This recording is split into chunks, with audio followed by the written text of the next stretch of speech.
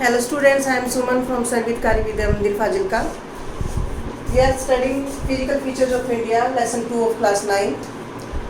In last video, we have discussed about first physical feature, Himalayan mountains. Today we will study about northern plains.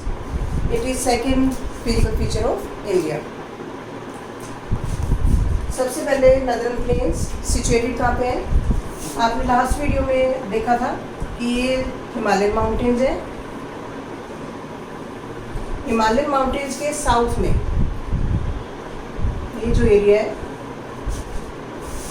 ये क्या है? Planes. ये नदरन planes है। तो इसके बारे में आज हम पढ़ेंगे। सबसे पहले ये प्लेन्स कैसे बने? मैंने आपको इंट्रोडक्टरी वीडियो में बताया था कि ये जो प्लेन्स हैं वो सेडिमेंट्स से बने हैं। जब हिमालयन माउंटेन्स बन रहे थे और जो टेक्टोनिक प्लेट्स की मूवमेंट्स हो रही थी तो इंडो ऑस्ट्रेलियन प्लेट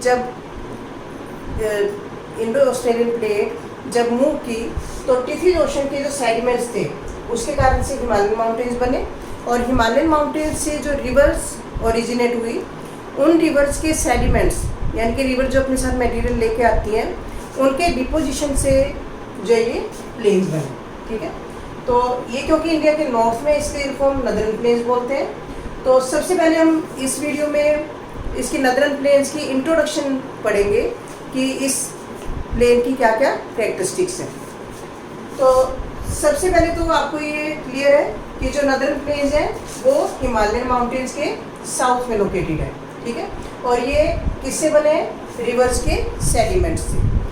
तो यहाँ पे जो नदरन प्लेन में इधर इंडस रिवर है जो पाकिस्तान की तरफ जाती है और इसकी ट्रिब्यूटरीज है कई।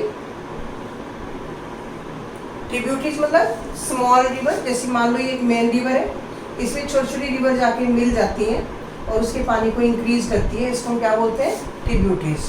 तो इंडस मेन रिवर है और इसकी कई जैसे सतलुज, रावी, चिनाब, ब्यास और झेलम इसकी ट्रिब्यूटरीज हैं। तो ये सारी रिवर्स मिलके इसका वेस्टर्न पार्ट बनाती हैं। इसके बाद फिर यहाँ से गंगा रिवर जाती है। गंगा रिवर जो है इसका मिडल पार्ट बनाती है और इधर फिर ब्रह्मपुत्र रिवर है। ब्रह्मपुत्र रिवर इसका इस प्लेन का ईस्टर्न पार्ट बनाती है। ठीक है, तो इसकी लोकेशन आपको पता चल गई कि जो ये प्लेन्स हैं वो हिमालयन माउंटेन्स के साउथ में लोकेटेड है और ये किससे बने हैं? सेडिमेंट से। ये सेडिमेंट्स कौन लेके आती हैं? रिवर्स।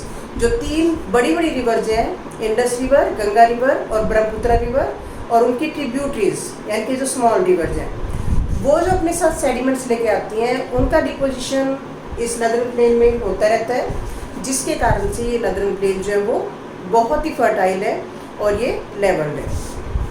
तो इसमें इनकी कैरेक्टरिस्टिक्स करते हैं। सबसे पहले हम नदरन प्लेन की, it is in the south of Himalaya.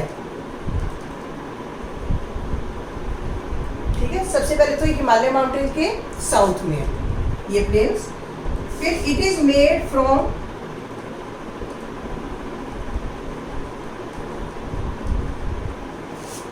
Three major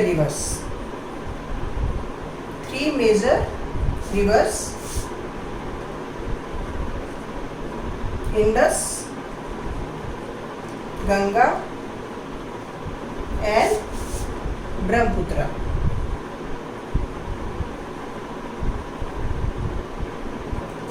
मतलब ये जो तीन रिवर सिस्टम से, मतलब जो मेन रिवर है इसकी इंडस, गंगा और ब्रह्मपुत्र है और उनकी ट्रिब्यूटरीज, उनसे ये प्लेन बना है।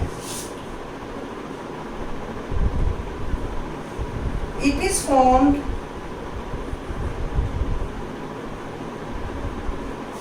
Of alluvial soil. ये प्लेन कैसे बना है? एल्यूवियल सॉइल से।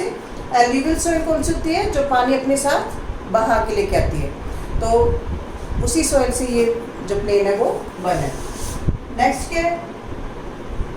It spreads over an area of 7 lakh square kilometre. तो अगर हम इसके एरिया की बात करें इस प्लेन के, तो ये 7 lakh square kilometre,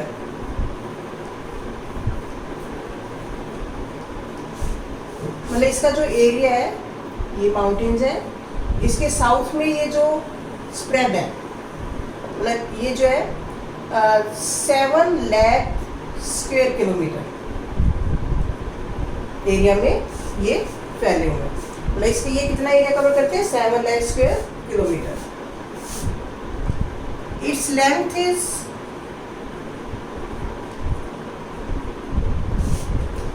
2400 kilometers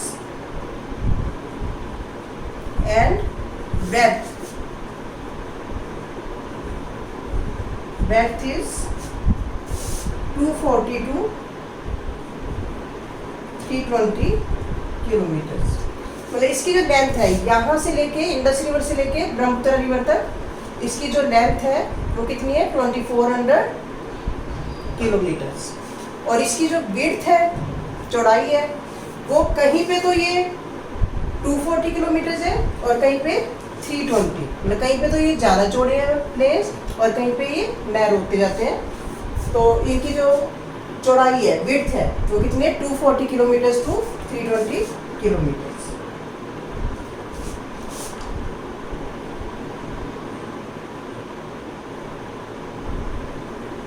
it is densely populated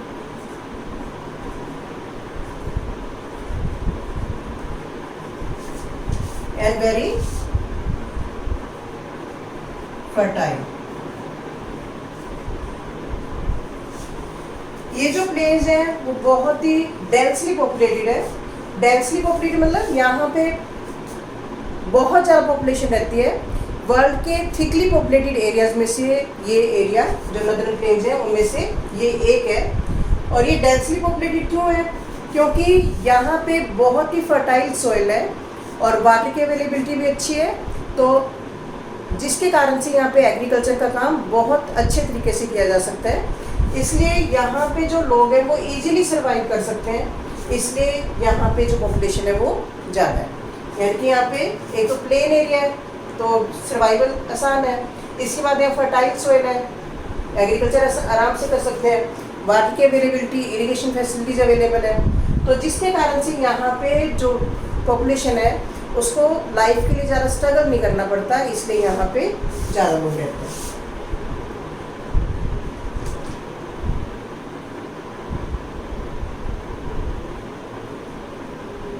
in lower course riverine islands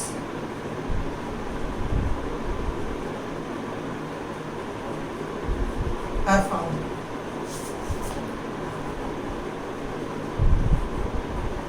इसके जो जब रिवर जो है अपने लोअर कोर्स में, मतलब जहाँ से रिवर शुरू होती है, माउंटेन से शुरू होती है, तो माउंटेन्स में रिवर की स्पीड बहुत ज़्यादा होती है, लेकिन और वहाँ पे वो इरोजनल वर्क मतलब तोड़फोड़ का काम ज़्यादा करती है।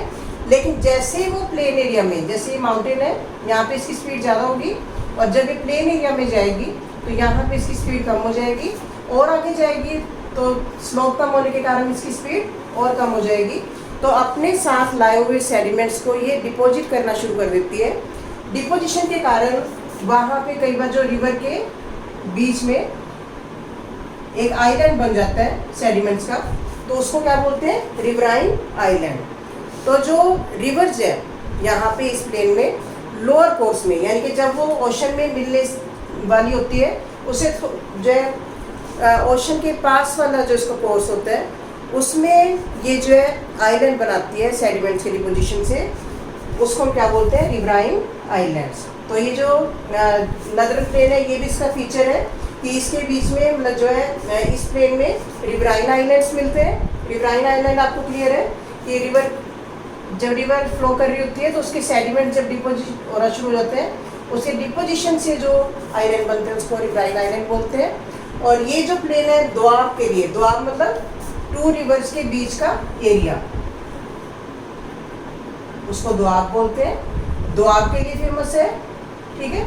और जो लोअर कोर्स में जब रिवर जो है वो ओशन में मिलने वाली होती है तो वहाँ पे इसकी स्पीड कम होने के कारण ये जो है कई ब्रांचेज में बंट जाती है। जैसे ये मेन रिवर है, इसमें से छोटी छोटी ब्रांचेज ऐसे निकल आती हैं,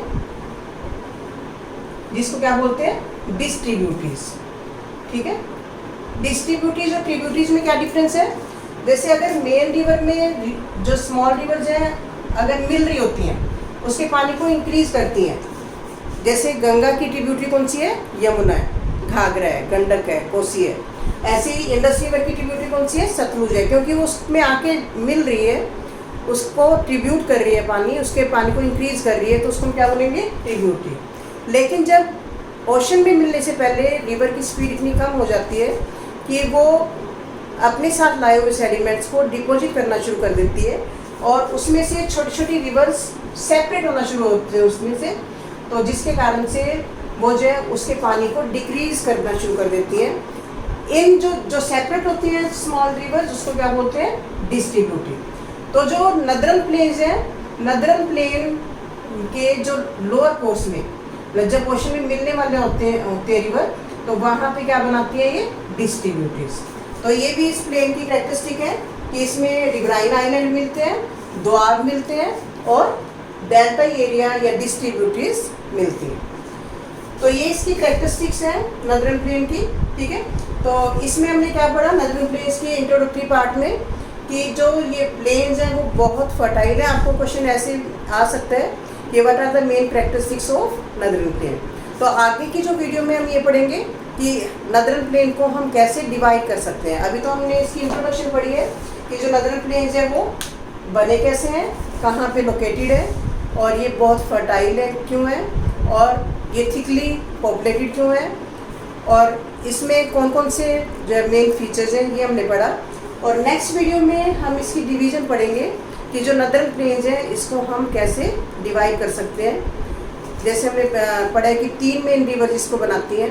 तो इंडस रिवर जो वेस्ट में है उस एरिया को क्या बोलते हैं, मिडल एरिया को क्या बोलते हैं, और जो ईस्टर्न एरिया है उसको क्या बोलते हैं, ये हम नेक्स्ट वीडियो में पढ़ेंगे। Thank you.